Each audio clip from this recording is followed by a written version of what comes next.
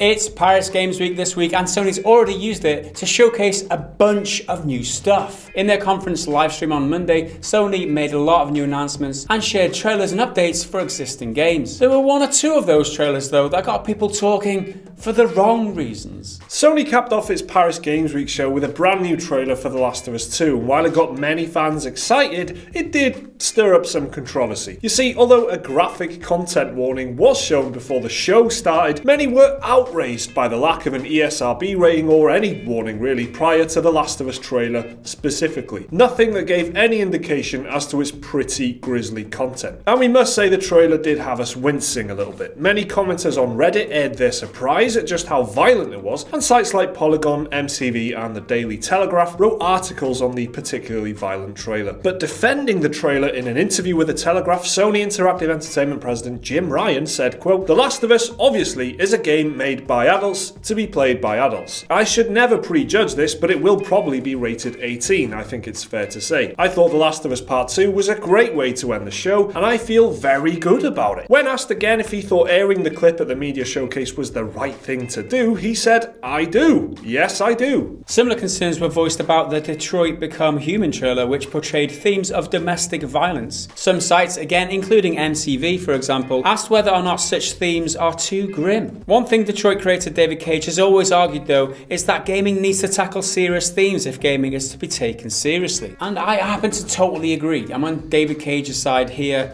not because I like the look of the game specifically, although that is part of it. Games are for adults now these days. I mean, we read some statistics recently. The average age of a gamer now is 35 years old. Like, not all of us want Mario. I'm sorry, it's a good game, but Mario is like just an Italian plumber jumping around in some fancy outfits. That's nice for some people. Some of us want gritty games. Some of us want The Last of Us Part 2. Some of us want Detroit Become Human. I want all of those games, and I want them to be gritty. I want them to be real. I want them to be immersive. I want all of that. Stop attacking my adult games, you arseholes. How come everything I say turns into a rant?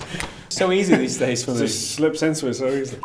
One thing I have to say though, it was quite shocking to us, and we are a group of adult games journalists who are kind of desensitized to this stuff already. We were sat around the TV watching this thing being broadcast live. On reflection, it may be just a little courtesy warning at the beginning. There's like, what, you know, like the start of South Park or Jackass or whatever, just warning, this is not for kids, all right? Just something like that. Even if legally they're all right to say the notice at the beginning of the stream. Surely you know that not everyone is ready to see that kind of violence. And if someone was watching the stream with their kids or something, and there were very many kid-friendly games, family games in this showcase, so it's quite possible that it was happening. Just something to go, by the way, maybe don't let kids watch this next 5 minutes, because it was pretty hardcore. So this is quite a big topic. We're going to do another video on this separately because it's a big enough issue, but this video is about Paris Games Week, so let's get on with it. But it wasn't all controversy, of course. Among the Sony announcements were Resident Evil 7's upcoming Not a Hero DLC, which sees the return of series favourite Chris Redfield, will be available absolutely free on December the 12th. Destiny 2's first expansion was officially revealed to be Curse of Osiris, launching on December the 5th. Not gonna lie, I was very excited about this. Moving on. Yeah, I mean, I learned a lot about myself when I saw this. I really do f***ing love Destiny. Never have guessed it by the amount of Destiny videos on our channel over the last couple of weeks. Never have guessed it, Mike.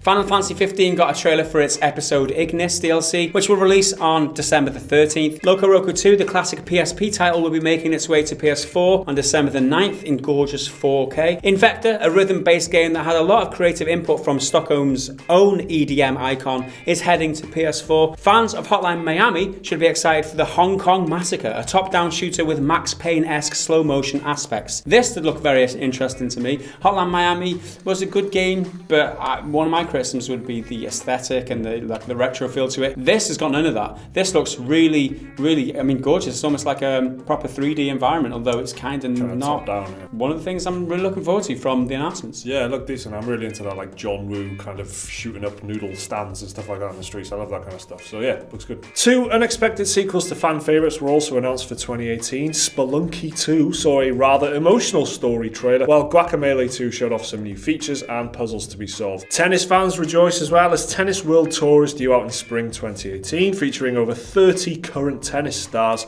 How exciting. A creepy interactive drama called Erica will also be making its way to PS4 as a PlayLink title, which means you can play it with your smartphone alongside your friends. The devs of Drive Club are back with their new MotorStorm-esque game Onrush, coming to PS4 next year. And Sony also went heavy on VR with the London Heist from PSVR Worlds being expanded into a full game, now called Blood and Truth. There was also Megalith, the hero shooter, which will let you play as a titan in hopes of becoming a god, while Bow to Blood is an airborne gladiatorial sci-fi game with a steampunk vibe to it. Ultra Wings, which is essentially Pilot Wings, is an arcade flight simulator with a variety of challenges to complete, most of which involve popping balloons. Sprint Vector, a roller skating game, looks like it could make just about anyone queasy, but the devs have said that won't be the case somehow. And finally, for PSVR, there was Eden Tomorrow. That was announced as a classic sci-fi adventure, and Star Child, a side-scroller originally shown off at this year's E3. That got a beautiful new trailer as well. Monster Hunter fans will be happy to know that the beta for Monster Hunter World is coming exclusively to PS4 for all PS Plus members from December the 9th to December the 12th. Concrete Genie is a game that was also announced. We'll see the player graffiti the walls of a deserted town in order to bring it back to life. One of the most anticipated games to be shown off was Insomniac's Spider-Man, which got a brand new story trailer but still has the vague release date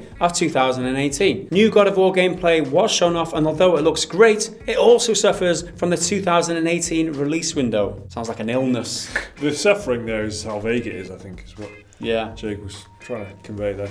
But it is kind of annoying, I suppose, when they're just like, yeah, next year. It was in the calendar for this year. It was in the PlayStation calendar for this year, and they pushed it back to next year, and it's still 2018. Which, obviously, you've got to deduce from that, it's going to be the later stages of 2018, because everything that was for the first half of the year, they put dates on, like the spring is when Detroit Become Human, that was the announcement. I can appreciate that. I can appreciate a bracket. I can take autumn 2018. That's, that's useful. Just saying next year, it's like, fine. Meanwhile, the Shadow of the Colossus remake got a release date of February the 6th. Finally, Sucker Punch, the studio behind Infamous and Sly Cooper, revealed their upcoming PS4 exclusive, Ghost of Tsushima. The game is set in Japan's past and features samurai-based action. Looks pretty cool. Yeah, this is actually my pick of the show, this Ghost of Tsushima. It's a very nice kind of trailer put together. I love those kind of, I don't know what they call them, taiko drums or something like that, just kind of setting the tone. I'm a real sucker for kind of anything set in feudal Japan anyway, but this looks decent. I mean, the studio I'm a big fan of anyway. I really enjoyed the Infamous games. This is actually pretty much my pick of what they showed off, for sure. As we mentioned earlier, I think everybody in the office here got excited about one thing or other. Personally, it was Detroit Become Human and The Last of Us. I was just on the edge of my seat watching both of those trailers. And like Jake, God of War, Liam was, what was? Well, Liam couldn't pick between Monster Hunter and Spider-Man, both of which I'm very excited about as well. They're both great looking games. Spider-Man in particular looks like it could be pretty special if they get this right. So yeah, there was a lot of games there, definitely. I was most excited by an actual release window for Detroit Become Human, because it was 2018, and then I even asked Jason Stewart, one of the directors of the game at EGX, and he said, we'll be hearing more in future. They've actually said in this announcement, in this live stream, that it will be coming in spring next year. So that, a reason for me to get excited, that's for sure. And the trailer itself, I mean, controversy aside, I think it looks awesome, and Last of Us 2 as well, really excited. I was disappointed, however, there was no Days Gone announcements, because that's got to be somewhere around the corner. I can't remember if you pointed this out in the office, actually, it would be obscured completely by The Last of Us. Not thematically the different things, I guess, but it's just, you put The Last of Us up against anything, that anything else is not going to, look as good as it, so you wouldn't want to put them side by side, so it probably does make sense that they delay it. They've got another one of these shows coming up pretty soon, so there you go, it's another thing to look forward to, more announcements. The other obvious omission was Death Stranding. No, I mean, we're used to it by now, though, isn't it?